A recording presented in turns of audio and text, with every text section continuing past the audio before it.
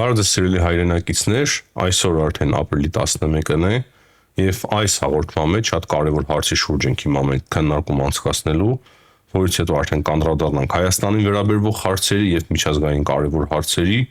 արագ հիշեցնեմ լայքերի մասին, քանի որ դրանք իրոք օգնում են մեր նախորդ հաղորդումները արդեն սկսեցին արթնանալ ձեր լայքերի եւ մեկնաբանությունների տարածումների շնորհիվ, ինչի համար շնորհակալություն եմ հայտնում բոլորիդ եւ հիմա ուզում եմ մի կարևոր հարց քննարկել ձեզ հետ, որը որ իմ պատկերացմամբ հիմա ամենակարևոր հարցերից մեկն է, մեր հաղորդման տակ տեսա մի մեկնաբանություն, որը որ մի փոքր ինձ վրդովվեցրեց, խոսքը նրա մասին է, որ հաճախ եմ տեսնում մեկնաբանություններ, որոնցում հստակ երևում է, թե ինչպես որոշ անձինք իշխանությունների պաշտամունքով են զբաղվում կամ որոշ անձինք հակակարանքով եւ թույնով են լցված իշխանությունների դեմ եւ փորձում են մեզ ներքաշել այդ խաղի մեջ։ Երեկվա քննադատությունը իմ հասցեին ինչ որ մեկի կողմից այն էր, որ ես քննադատել եմ Հայաստանի իշխանություններին եւ այս հարցի շուրջ ես ուզում եմ շատ կոնկրետ եւ սպառիչ պատասխան տալ, թե ինչ է կատարվում Հայաստանում, ինչ հնարավոր մարտահրավերներ իրոք կան եւ որն է իրականում իմ տեսակետը եւ մոտեցումը բազմաթիվ հարցերի շուրջ եւ Հայաստանի իշխանությունների նկատմամբ որն է իմ դիրքորոշումը։ Ասեմ միանգամից, որ իմ դիրքորոշումը տարբերվում է բոլորի մոտեցումներից։ Համենայն դեպս ես չեմ տեսել մեկին, որ իր եթերներում լինի դա քաղաքագետ, բլոգեր, լրագրող, թե կուսակցության որևիցե անդամ իմ նման մտածելով առաջնորդվի այս հարցի շուրջ եւ իմ մոտեցումը կայանում է հետեւյալում։ Շատ կարեւոր է սա ճշտել։ Ես հույսով եմ, որ շատերը կօգտվեն իմ մոտեցումից,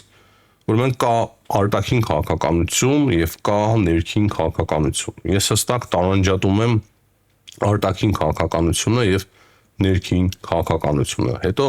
ներքինի մեջ կարող է լինել տնտեսություն, այսինքն շատ հարցեր հասկանում ենք, իսկ արտաքին քաղաքականությունը հիմնականում մեկն է։ Ես հիմնականում սիրում եմ խոսել եւ խոսում եմ արտաքին քաղաքականության շուրջ կատարվող հարցերից եւ ահա այդտեղ, կոնկրետ այդտեղ ես տեսնում եմ, որ Հայաստանի այսօրվա իշխանությունները իմ պատկերացմամբ հիմնականում բավականին խելացի եւ հավասարակշռված աշխատանք են տանում արտաքին քաղաքականության մեջ։ Երբեմն շատ են դանդաղում, դրա մասին խոսում ենք եւ ասում ենք, այս շատ մեծ արագություն հավաքած աշխարհում շատ են դանդաղում, երբեմն պետք է որ դանդաղես, իրոք պետք է որ տեսնես թե ինչ է կատարվում քո շուրջ եւ չշտապես, չվնասես, բայց մեկ-մեկ նաեւ պետք չափից դուրս արագանալ, քանի որ process-ները, ինչպես արդեն նշեցի, արագ են ընթանում։ Ինչ վերաբերվում է ներքին քաղաքականությունից Հայաստանում, որը որ էլի կապված է արտաքին քաղաքականության հետ, ապա այստեղ արդեն շատ ամեն ինչ արդեն վատ է, իմ մոտեցումները այդքան միանշանակ չեն, եւ ես տեսնում եմ թե դրականը եւ թե բացասականը ավելի շատ է այդ ամենը երևում, կան դրական փոփոխություններ տնտեսության մեջ, մեծ հաշվով թալանը վերածված է, չնայած որ կարծում եմ, որ ամեն դեպքում այն կա, դեռևս խոսքի ազատությունը բավականին բարձր մակարդակի վրա է, ինչը բնականաբար շատ լավ է, բայց այդտեղ եւս կան կարգավորումներ, որոնք որ պետք է մտցվեն, քանի որ տեղեկատվական պատերազմում հստակ պարտություն է կայանում Հայաստանի Հանրապետությունը, այս հարցերին մենք մանրամասն կանդրադառնանք, այն ինչ հստակ դուր չի գալիս ինձ, դա այն քաոսն է, որը որ տիրում է պետական համակարգում, տարբեր գերատեսչություններում եւ դա փաստ է։ Յուրաքանչյուր մեկը, ով ինչ որ տարբեր հարցերով առնչություն է ունեցել որևիցե պետական համակարգի հետ, տեսնում է թե որքան թերի է այդ ամենը աշխատում, որքան թերի եւ որքան այդ ամենից ռուսական, այդպես սովետական հոտ է գալիս, նույնիսկ ամենավատ այդ տրադիցիաներով, չաշխատող տրադիցիաներով կա այնուամենայնիվ որոշ հատվածներում կաշառակերություն, ես կերտի համոզված եմ, անտարբերություն, մատների արանքով նայել յուրաքանչյուր կարևոր գործի եւ հարցի, այսինքն չկա պետականամետ մտածողություն, պետական մտածողությունը իսպառ բացակայում է պետական համակարգի մեջ, չեմ ասում բարձր օղակներում, բայց ցածր օղակներում դա համատարած խնդիր է։ Կրկին չեմ կարող ասել, որ բոլորին է դա վերաբերվում, բայց հիմնականում դա համատարած խնդիր է։ Հեղափոխությունից հետո մինչև օրս գնահատական չի տրվել որոշ կուսակցությունների գործունեությանը, նրանց կապը չի հետաքննվել, թե ինչ կապ ունեն նրանք օտար երկրների ծառայությունների հետ, ինչ են անում նրանք հիմա, ինչ են արել անցյալում, ինչ լրատվական համակարգեր են իրենց հետ կապված, չնայած բոլորը գիտեն այդ մասին, եւ որքանով նրանք շատ են, որքան գումարներ են ստանում դրսից, ինչ աշխատանք են տանում ընդդեմ Հայաստանի իշխանությունների, այս ամենի շուրջ պետք է շատ լուրջ խոսել եւ այս հարցերի շուրջ իրոք շատ լուրջ է պետք զբաղվել, քանի որ կրկնեմ Հայաստանը պարտվում է տեղեկատվական պատերազմի մեջ եւ ես գրեթե համոզված եմ, որ 2026 թվականին, եթե մինչեւ այդ ժամանակ ամեն ինչ նորմալ է լինի, Հայաստանի իշխանությունները մեծ խնդիր են ունենալ։ Եվ եթե Հայաստանի իշխանությունները մեծ խնդիր են ունենալու, ես կարծում եմ, որ մենք միանշանակ անկախության ինքնիշխանության հետ, հետո նաև տարածքային ամբողջականության հետ խնդիր ենք ունենալու։ Եվ սա է պատճառը, որ ես տեսնում եմ Հայաստանի իշխանությունների դրական կեցվածքը արտաքին քաղաքականության մեջ ճիշտ քայլերը, թեկուզ դանդաղ եւ կամաց, բայց նույն ժամանակ չեմ տեսնում ներքին ասպարեզում այն վտանգների չեզոքացումը, որոնք որ կան Հայաստանի Հանրապետության առջև։ Այսինքն այդ տեղեկատվական լայնածավալ պատերազմի մեջ հստակ Հայաստանի Հանրապետությունը պարտություն է կրում եւ չկա այլ ընտրանք, որ ժողովուրդը կարողանա հավատալ այլ ընտրանքին։ Չկան Եվրոպամետ նորմալ ազատ լրատվամիջոցներ Հայաստանում կան մի քանի հատ կարելի մատների վրա թվարկել, բայց դրանք չափից դուրս քիչ են եւ դա է պատճառը, որ Հայաստանը իրոք պարտվում է այս տեղեկատվական պատերազմում։ Չկան նաեւ ազգային մտածողություն ունեցող լրատվամիջոցներ եւ այստեղ երևի ես մի փոքր սխալ ասեցի։ Կան Եվրոպամետ, Արևմտամետ, կան Ռուսամետ եւ Հայամետ լրատվամիջոցները շատ քիչ են ցավոք սրտի, իսկ եթե պատկերացնեք օրինակի համար մեր ազգային հերոսները, պատմական դեմքերը կամ Եվրոպամետ լինեին, կամ Ռուսամետ լինեին, նրանք այսօր մեզ համար արժեք որևիցե ունենալու էին, բնականաբար ոչ։ Մենք պետք է լինենք պետականամետ։ Մենք պետք է ամեն ինչ անենք, որպեսզի Հայաստանի Հանրապետությունը մնա ինքնիշխան երկիր, հզորանա որպես ինքնիշխան երկիր, նույնը վերաբերվում է իմիջիայլոց Վրաստանին։ Ես որ խոսում եմ Հայաստանի մասին, հիմնականում դա վերաբերվում է նաև Վրաստանի մասին։ Եվ դրանից բացի մեր անվտանգությունը ապահովված լինի։ Դա չափազանց կարևոր է, ինչը բնականաբար ես չեմ տեսնում, որ արվում է։ Եթե թույլ ես տալիս, որ օտարը ներթափանցում է քո լրատվական դաշտ, բնականաբար ինքը ազդելու է մեծ լսարանների վրա, մարդկանց հոգեբանության վրա եւ շեղելու է մարդկանց, տանելով իր, ու քանի որ Հայաստանի իշխանությունները այսօրվա չեն մաքրել այդ դաշտը, թե քաղաքական դաշտը եւ թե լրատվական դաշտը, լրատվական դաշտի մասով կարելի է այլ կերպ վարվել, չեմ ասում լրատվամիջոցները փակել, սահմանափակումներ դնել, ձերբակալել լրագրողներին, չէ, դա բռնապետական համակարգ է, բայց Հայաստանը կառուցում է ժողովրդավարական երկիր, դա բխում է մեր պետական եւ ազգային շահերից, հետեւաբար ուղղակի պետք է լրատվամիջոցների քանակը շատ ավելի լինի, մրցունակ լինեն լրատվամիջոցները եւ ազատ, անկախ պետականամետ լրատվամիջոցների թիվը, ազդեցիկ լրատվամիջոցների թիվը պետք է ավելանա։ Եվ դրանով պետք է զբաղվեն կոնկրետ իշխանությունները, պետք է ներդրում անեն, պետք է օգնեն, որպեսզի տարբեր ուժերը կարողանան բացել տարբեր լրատվամիջոցներ, որոնք որ չեն թելադրվում դրսից, այլ կոնկրետ զբաղվում են Հայաստանի պետական շահերը սպասարկելով։ Պետք է դատական գործեր բացվեն տարբեր կուսակցությունների եւ առաջնորդների վրա նախկին իշխանության մասին է խոսքը, ովքեր որ թալանի են ենթարկել երկիրը եւ ամեն ինչ տվել են օտարների ազդեցության տակ։ Գործարաններ, երկաթգծեր, գազատարներ, ամեն, այսինքն էներգետիկ եւ տնտեսական համակարգը տվել են օտար երկրի, որի հետ մենք արդեն ոչ թե դաշնակցային ուղիղ հավասար հարաբերություններ ունենք, այլ տիրոջ եւ վասալի հարաբերություններ։ Դա ուղղակի խայտարակություն է մեր ժողովրդի համար եւ դա է պատճառը, որ Մարգարիտայի նմանները, Մարգարիտա Սիմոնյանների նմանները սպառնում են մեզ պետականազրկել եւ ասում են, որ եթե հստակ ակնարկը դա է, եթե 26 թվականին իշխանապողություն չլինի, ապա Հայաստանը չի գոյություն ունենա ընդհանրապես։ Չեն ասում, որ որպես պետություն, իրենք ամեն դեպքում մեզ չեն էլ տեսնում որպես պետություն, այլ ընդհանրապես սպառնում են, որ մենք քարտեզի երեսից Հայաստան անվանումով էլ կարող է վերանանք։ Եվ խնդիրը եւ ցավը նրանում է, որ այնուամենայնիվ նրանք ունեն որոշակի հնարավորություններ Հայաստանի պետական համակարգի մեջ, Հայաստանի քաղաքական համակարգի մեջ, Հայաստանի լրատվական համակարգի մեջ, Հայաստանի տնտեսական համակարգի մեջ, Հայաստանի էներգետիկ համակարգի մեջ եւ այդպես շարունակ սերելի հայրենակիցներ։ Հիմա ինչ կարելի անել մինչեւ 26 թվականը, որ այդ ամենից մենք կարողանանք ձերբազատվել։ Ես հույսով եմ, որ դուք հստակ արդեն պատկերացրիք իմ մոտեցումները, արտաքին քաղաքականության մասով մեծ հաշվով իմ պատկերացումները, իմ մոտեցումները համընկնում են Հայաստանի իշխանությունների մոտեցման հետ։ Ինչ վերաբերվում է ներքին քաղաքականությանը, ներքին այդ խնդիրներին, ես տեսնում եմ բազմաթիվ շատ լուրջ խնդիրներ, որոնք որ սպառնալիք են Հայաստանի Հանրապետության պետության գոյությանը։ Եվ այն ամենը, ինչ իրականացվել է վերջին տարիներին արտաքին քաղաքականության մեջ, այն ամենը, որը ամրացրել է մեր թիկունքը, Հայաստանի թիկունքը արտաքին քաղաքականության մեջ, այդ ամենը վնասի տակ է, եւ էլ ավելին մեր պետականությունն է վնասի տակ։ Եթե մենք ներսում չմաքրենք, եթե մենք ներսում չամրացնենք կարևոր լրատվամիջոցներ, չստեղծենք նոր լրատվամիջոցներ,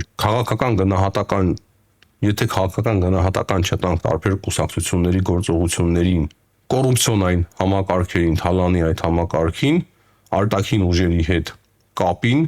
ապա մենք դատապարտված ենք պարտության։ Ես չեմ ասում, որ մենք պետք է վատ հարաբերություններ ունենանք Ռուսաստանի Դաշնության հետ, բայց այս ծավալի հարաբերությունները ուղղակի անընդունելի են։ Ֆասալի, տիրոջ եւ ծառայի հարաբերություններից մենք պետք է դուրս գանք։ Ռուսաստանը ոչ միտեղ չի գնալու։ Ռուսաստանը ամեն դեպքում մնալու է մեր հարևանը։ Եվ Ռուսաստանի հետ հակառակվել շատ լուրջ ձևով բնականաբար մեծ վտանգներ է ստեղծում մեր պետության համար։ Բայց Ռուսաստանի ազդեցությունը չեզոքացնելը Հայաստանում դա եւս մեծ վտանգ է Հայաստանի պետության համար։ Մենք պետք է շատ նուրբ, շատ գրաքետ, շատ խելացի ձևով մաքրենք բոլոր գործակալական խմբերը եւ հավասարին լավ հարաբերություններ ձևավորենք Ռուսաստանի հետ։ Նոր ձևով հարաբերություններ ձևավորենք Ռուսաստանի Դաշնության հետ։ Հույսով եմ դուք հասկանում եք իմ մոտեցումները եւ տեսակետները, ես այն մարդկանց թևին չեմ պատկանում, որոնք որ թշնամական վերաբերմունք ունեն նույն Ռուսաստանի նկատմամբ։ Չէ, բայց Ռուսաստանի ազդեցությունը միանշանակ պետք է նվազեցվի Հայաստանի Հանրապետության մեջ, քանի որ դա ազգային եւ պետական սպառնալիք է։ Եթե այդպիսի ազդեցություն ուներ նույն Թուրքիան, ես կասեի, որ թուրքական ազդեցությունը պետք է նվազեցվի, պարսկական ազդեցությունը պետք է նվազեցվի, ադրբեջանական, ամերիկյան, եվրոպական, այսինքն ցանկացած երկիր, որը որ ուզում է որ մենք չունենանք ինքնիշխանություն եւ մեր ինքնիշխանությունը վերցնում է իր ձեռքը, այդ երկրների ազդեցությունը պետք է կտրուկ նվազեցնել Հայաստանի Հանրապետության մեջ։ Եվ այն երկրները, որոնք որ կարող են ներդրում անել, բալանսավորել այդ հարաբերությունները, այդ երկրները պետք է բերվեն Հայաստան եւ ներդրումներ անեն Հայաստանում։ Օրինակի համար, եթե մենք ունենք հազվագյուտ մետաղներ, ինչու չգան Ամերիկայի Միացյալ Նահանգները եւ չարտահանեն դա Հայաստանից։ Ինչու չգան Հայաստան ֆրանսիացիները եւ մեկ ուրիշ բան արտահանեն Հայաստանից կամ ինչ որ կարևոր կոմպոնենտների արտադրություն չդնեն Հայաստանի Հանրապետության մեջ։ Ռուսներն էլ էլի կունենան ինչ որ ներդրումներ։ Հնարավոր է վաղը մյուս օրը Իրանը դուրս գա, բաժանմիջոցներից Իրանը ինչ որ ներդրումներ անի Հայաստանի մեջ, Չինաստանը ինչ որ ներդրումներ անի Հայաստանի մեջ։ Մեկ ատոմակայան է կառուցելու Ամերիկայի Միացյալ Նահանգները օրինակի համար, մյուսը այլ ոլորտի մեջ է ներդրում անելու, մյուսը ուրիշ ոլորտի մեջ, եւ դա է իրականում անկախությունը, եւ դա է իրականում ինքնիշխանությունը, ոչ թե ամեն ինչ սիչես եւ 10 մեկ երկրի, թե քաղաքական կուսակցությունները ղեկավարեն, թե լրատվամիջոցները եւ թե էներգետիկ ու տնտեսական համակարգը, եւ ամեն օր քեզ սպառնան, որ դու կարող ես պետականության կորուստ ունենաս։ Հույսով եմ պարզ էր իմ մոտեցումը սիրելի հայրենակիցներ, շատ կարևոր էր որ ես սա պարզաբանեի։ Հիմա փորձենք կարճ անդրադառնալ նաև կարևոր մի շարք հարցերի։ Ապրիլի 12-ին Հայաստանի Հանրապետության արտգործնախարար Արփ Միրզոյանը մասնակցելու է Անտալիայի այդ ֆորումին, դիվանագիտական ֆորումին, եւ այնտեղ պանելային քննարկում է ունենալու Ադրբեջանի եւ Վրաստանի արտգործնախարարների հետ մարտահրավերները եւ հնարավորությունները Հարավային Կովկասում։ Դա արտգործնախարարությունը նաեւ ուղիղ եթերում է հերարձակելու։ Ես կարծում եմ, որ բավականին հետաքրքիր քննարկում է լինելու բավականին կարևոր հարցեր մենք այդտեղից իմանալու ենք եւ հետաքրքիր է իրոք լինելու այդ ամենը իմանալ եւ հետո քննարկել նաեւ մեր եթերում։ Դրանից բացի թուրքական կողմի հետ եւս տեղի ունենալու քննարկում եւ քննարկելու են հայ-թուրքական հարաբերությունները։ Այդ Թուրքիայի մասով ես վերջերս ավելի մեծ հիասթափություն եմ ապրում, չնայած որ միշտ այդ տենդենսը նկատելի էր։ Թուրքիան փաստացի այնուամենայնիվ կապում է հարաբերությունների կարգավորումը Ադրբեջանի հետ հարաբերությունների կարգավորման հետ եւ մենք պետք է փոփոխություն մտցնենք նաեւ այս հարցի շուրջ մեր մոտեցման մեջ։ Այս մասին ես խոսել եմ ցեղասպանության հարցը, որը որ մենք հրաժարվել ենք նախապայման դնել, բնականաբար հասկանում ենք նաև, որ նախապայման դնել ցեղասպանության հարցը այդտեղ բարոյական հարցեր էլ կան, մենք չենք կարող առևտուր անել սուրբ նահատակների հիշատակով, բայց կարելի է ակնարկել երկրորդ, երրորդ, չորրորդ դեմքերով, որ այս հարցը բերի օրակարգ եւ Եվրամիության տարբեր երկրներ, միջազգային հանրության մեջ մեր գործընկեր երկրները կարող են կրկին սկսել ավելի ակտիվ բարձրաձայնել Թուրքիայի հանցագործությունների մասին 1915 թվականին։ Ասեմ, որ Ադրբեջանը կրկին շարունակում է տարածել ապատեղեկատվություն հայ-ադրբեջանական սահմանից, այսինքն սիստեմատիկ ձևով իրենք տարածում են այդ ապատեղեկատվությունը ամեն օրվա ռեժիմով, ամենօրյա ռեժիմով հիմա տարածում են դա դարձել է արդեն սովորական, ինչը բնականաբար մտահոգիչ է, քանի որ մենք մի պահ արդեն սովորում ենք, որ այդպիսի ապատեղեկատվությունները սովորական են դարձել, բայց դրանք ավելի մեծ ռիսկեր են սկսում պարունակել մեզ համար։ Անցնենք միջազգային կարևոր հարցերի, երեք շատ կարևոր եւ հետաքրքիր հայտարարություն է արել Լեհաստանի արտգործնախարար Ռադիսլավ Սիկորսկին եւ նա հայտարարում է, որ իր զրույցները ամերիկյան կողմի հետ հստակ վկայում են այն մասին, որ Ամերիկայի Միացյալ Նահանգները չեն կարող երկար համբերել եւ սպասել Ռուսաստանի Դաշնությանը, որ Ռուսաստանի Դաշնությունը համաձայնի գնալ հրադադարի եւ ինքը պատկերացնում է եւ ակնկալում է, որ հիմա շատ շուտով, ընդամենը մի քանի շաբաթների ընթացքում մենք կտեսնենք Ամերիկայի Միացյալ Նահանգների կողմից քաղաքականության փոփոխություն։ Շատ կարևոր է նաև հետևել, թե ինչ որոշումներ են կայացվելու Ռամշտայնի ընթացքում Բրյուսելում։ Ամերիկյան կողմը կարծես թե կամաց սկսում է վերադառնալ Ուկրաինային օգնելու գաղափարին, այսինքն ամեն ինչ կարող է կամաց նախկին այդ ռելսերին վերադառնա, որը որ դրվել էր Բայդենի ժամանակ, ես նույնիսկ ավելին եմ պատկերացնում, որ հիմա կարող է Դոնալդ Թրամփը շատ ավելի կոշտ քաղաքականություն սկսի իրականացնել ընդդեմ Ռուսաստանի, եթե համոզվի, որ չի կարող Ռուսաստանին պոկել Չինաստանից։ Դա է իրենց հիմնական նպատակը, եւ մենք բոլորը շատ լավ տեսնում ու հասկանում ենք, եթե տեսնեն, որ չեն կարող պոկել Ռուսաստանը Չինաստանից եւ չեն կարող դադարեցնել այդ պատերազմը, կարող է միանշանակ շատ կոշտ ձևով փոխվի Դոնալդ Թրամփի քաղաքականությունը ընդդեմ Ռուսաստանի։ Սա վատ է, թե լավ, չեմ կարող ասել, քանի որ այդտեղ թե վատը կա եւ թե լավը կա, կարող ենք դրա մասին էլ խոսել, եթե դուք ցանկանում եք։ Բնականաբար մեր շահերից է բխում, որ ռուս-ուկրաինական պատերազմը դադարի, տեսնում եք, թե ինչ բացասական է այն ազդում հարավային Կովկասի երկրների վրա, բայց այդ դադարն էլ պետք է այնպիսի դադար լինի, որ Վրաստանը եւ Հայաստանը չկորցնեն իրենց ինքնիշխանությունը։ Մենք հասկանում ենք, որ այդտեղ շատ նուրբ գիծ է անցնում եւ այսօր Ուկրաինան պայքարելով իր ինքնիշխանության համար փաստացի պահում է նաև ինչ-որ միտեղ մեր անկախությունները եւ ինքնիշխանությունները եւ դա է հարցը, որ մենք միշտ քննարկում ենք ռուս-ուկրաինական պատերազմը հայկական եւ վրացական կոնտեքստում, ավելի շատ հայկական կոնտեքստում, քանի որ հասկանում ենք, որ մեր ինքնիշխանությունը հստակ կապված է Ուկրաինայում զարգացումների հետ։ Թրամփը մի քանի հայտարարություններ է արել դրա մասին, եւս կարծում եմ կարեւոր է խոսել Չինաստանի նկատմամբ 145%-ի է հասցնում այդ մաքսատուրքերը, տարիֆները բավականին լուրջ ձևով հիմա վնասել են սկսել նաև Չինաստանի տնտեսությանը, հիմնական նպատակը եւ թիրախը մենք հասկանում ենք, որ Չինաստանն էր հիմա 90 օրով չեղարկվել են մնացած երկրների նկատմամբ այդ տարիֆները ողջունել է Եվրամիությունը եւ սա էլ դրամաբանական է։ Հնարավոր է այլևս ոչ էլ կիրառվեն այդ տարիֆները Եվրամիության եւ այլ երկրների նկատմամբ, բայց Չինաստանի նկատմամբ սկսեն էլի ու էլի աճել այդ տարիֆները, այսինքն հիմնական թիրախը այնուամենայնիվ Չինաստանն է եւ այս ընդհանուր գլոբալ խաղի մեջ ես պատկերացնում եմ, որ Դոնալդ Թրամփը միևնույն է գալու է այն գաղափարին եւ նպատակին, որ իրենց ամենամոտ եւ սերտ կարևոր դաշնակիցը դա Եվրամիությունն է։ Նաև երեք տեղեկություն տարածվեց, որ երբ որ Մերձավոր Արևելք այցելի Դոնալդ Թրամփը հնարավոր է նաև այցելի Թուրքիա։ Թուրքիայի հետ եւս փորձում են շատ լուրջ աշխատանք տանել։ Հիմնական հակասությունները, ասեմ, Թուրքիայի հետ երևի թե Իսրայելի հետ են կապված, հիմա Ադրբեջանն է այդտեղ ակտիվացել եւ այստեղ մենք պետք է իրոք չափազանց զգուշ լինենք, քանի որ Ադրբեջանը կարևոր հարթակ դառնալով Թուրքիայի եւ Իսրայելի միջև կարող է նաև ամերիկյան կողմի համակրանք եւ լավ վերաբերմունքը ստանալ, դա եւս չափազանց կարևոր է։ Նրանց բացի այստեղ տեսնում ենք, որ Պանամայի նկատմամբ փաստացի Դոնալդ Թրամփը կարողացավ վերահսկողություն սահմանել Պանամայի ջրանցքի շուրջ, դրա մասին եւս խոսել ենք եւ դուրս մղել Չինաստանին։ Հիմա այնտեղ արդեն ավելացնում են ռազմական նաև ներկայություն, ավելացնում Ամերիկայի Միացյալ Նահանգները։ Եվ վերջում ըստ Տելեգրաֆի արդեն հստակ Մեծ Բրիտանիան քննարկում է 5 տարով իր զինվորականներին Ուկրաինա ուղարկելու հարցը։ Այս մասին եւս մենք բազմիցս խոսել ենք, բայց երևի այս հարցը արդեն մտնում է վերջին վերջնական փուլ եւ Ֆրանսիան ու Մեծ Բրիտանիան այնուամենայնիվ զինվորականներն ուղարկելու Ուկրաինա։ Այս պայդրությամբ այսքանը սիրելի հայրենակիցներ, կրկին հիշեցնեմ ձեր լայքերի